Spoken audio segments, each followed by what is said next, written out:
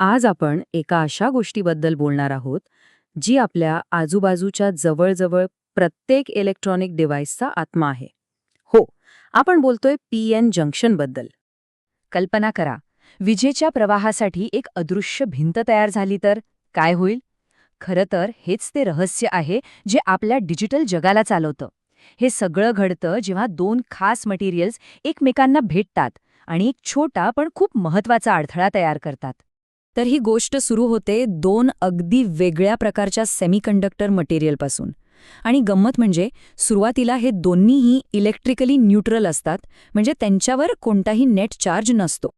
याला असं समजूया की एका बाजूला हे पी टाईप मटेरियल, यांच्याकडे होल्स म्हणजेच इलेक्ट्रॉन्ससाठी रिकाम्या जागा खूप आहेत, जणू काही पॉझिटिव्ह चार्जचे सैनिकच.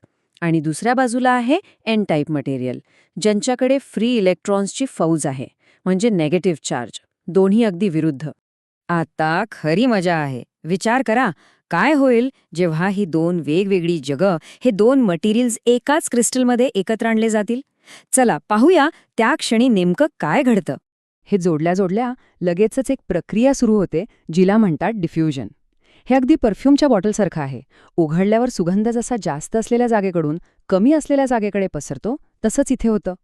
एन टाईपमधले भरपूर इलेक्ट्रॉन्स लगेचच पी टाईपमधल्या रिकाम्या जागा म्हणजे होल्स भरायला धाव घेत. आणि या धावपळीमुळे एक चेन रिॲक्शन सुरू होते. जेव्हा इलेक्ट्रॉन्स आपली जागा सोडून पी साईडला जातात, तेव्हा ते मागे पॉझिटिव्ह चार्ज असलेले डोनर आयन सोडून जातात.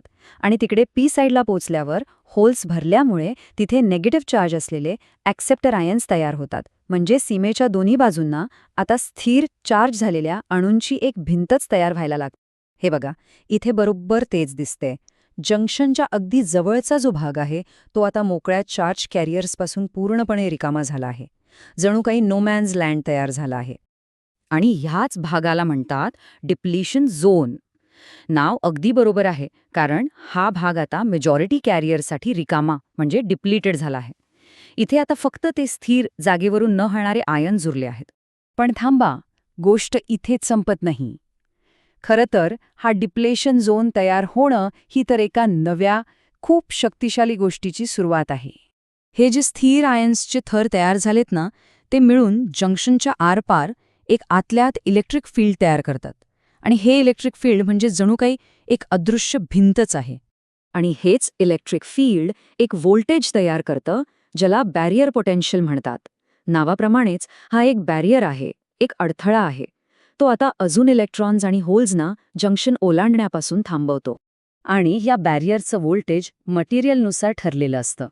उदाहरणार्थ, सिलिकॉन जो सगळ्यात जास्त वापरला जातो, त्याच्यासाठी हे व्होल्टेज असतं साधारणपणे 0.7 व्होल्ट. आणि जर जर्मेनियम असेल तर तेच व्होल्टेज असतं सुमारे 0.3 व्होल्ट. बरं, मग आता पुढे काय? एकीकडे डिफ्युजन आहे आणि दुसरीकडे हा बॅरियर. मग ही सिस्टम स्वतःला कशी सांभाळते? चला बघूया. ती एक परफेक्ट बॅलन्स म्हणजे इक्विलिब्रियम कसा साधते. सिस्टीम एका अशा टप्प्यावर पोहोचते ज्याला थर्मल इक्विलिब्रियम म्हणतात. इथे दोन विरुद्ध शक्तींमध्ये जणू काही रस्सीखेच सुरू असते.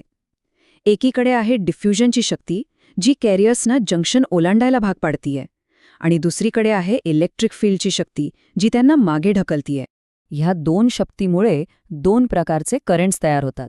पहिला आहे डिफ्युजन करंट, जो मेजॉरिटी कॅरियर्सच्या हालचालीमुळे होतो. आणि दुसरा आहे ड्रिफ्ट करंट, जो मायनॉरिटी कॅरियर्सना इलेक्ट्रिक फील्डमुळे मिळणाऱ्या धक्क्याने तयार होतो. आणि इक्विलिब्रियममध्ये हे दोन्ही करंट्स एकमेकांना तंतोतंत बॅलन्स करतात. म्हणजे सगळ्यात महत्त्वाचं काय तर या परफेक्ट बॅलन्समुळे जंक्शनमधून वाहणारा नेट करंट 0 असतो. हो, 0. जोपर्यंत आपण बाहेरून कोणतीही एनर्जी लावत नाही, तोपर्यंत काहीही हालचाल नाही. हे सगळं तर ठीक आहे, पण यामागे अजून खोलवरचं विज्ञान आहे. आपण याकडे ऊर्जेच्या म्हणजे एनर्जीच्या दृष्टिकोनातून पाहिलं तर चला अजून खोलात जाऊन बघूया. जेव्हा हे जंक्शन तयार होतं, तेव्हा सिस्टमला बॅलन्स करण्यासाठी दोन्ही मटेरियलच्या एनर्जी लेव्हल्स स्वतःला ॲडजस्ट करतात. पी टाईप आणि एन टाईपचे एनर्जी बँड्स एकमेकांशी जुळून घेतात. आणि हे तोपर्यंत चालतं जोपर्यंत संपूर्ण क्रिस्टलमध्ये फर्मी लेव्हल नावाची एक समान एनर्जी लेव्हल तयार होत नाही. आणि हे ॲडजस्टमेंट खूपच इंटरेस्टिंग आहे. इथे बघा, एन टाईपचे एनर्जी बँड्स थोडे खाली सरकले आहेत आणि पी टाईपचे थोडे वर. यामुळे जंक्शनच्या ठिकाणी एक एनर्जी बॅरियर म्हणजे ऊर्जेची एक टेकडी तयार झाली आहे आणि ही टेकडी चार्ज कॅरियर्सना सहजपणे ओलांडता येत नाही. खरं तर हा एनर्जी बॅरियर म्हणजे दुसरं तिसरं काही नसून आपण आधी जो बॅरियर पोटेन्शियल पाहिला त्याचंच क्वांटम फिजिक्समधलं स्पष्टीकरण आहे. सिलिकॉनच्या बाबतीत बोलायचं झालं तर ही टेकडी साधारणपणे 0.7 इलेक्ट्रॉन व्होल्ट एवढी उंच असते. तर हे छोटंसं बॅलन्स्ड जंक्शन खरं तर आपल्या डिजिटल युगाचा पाया आहे. कारण जेव्हा आपण बाहेरून व्होल्टेज लावून या एनर्जीच्या टेकडीला पार करायला मदत करतो, तेव्हाच आपण विजेच्या प्रवाहावर नियंत्रण मिळवू शकतो. आणि हेच ते तत्त्व आहे ज्यावर आजचा प्रत्येक डायोड, प्रत्येक ट्रान्झिस्टर आणि प्रत्येक कॉम्प्युटर चिप काम करते. कमाल आहे नाही का?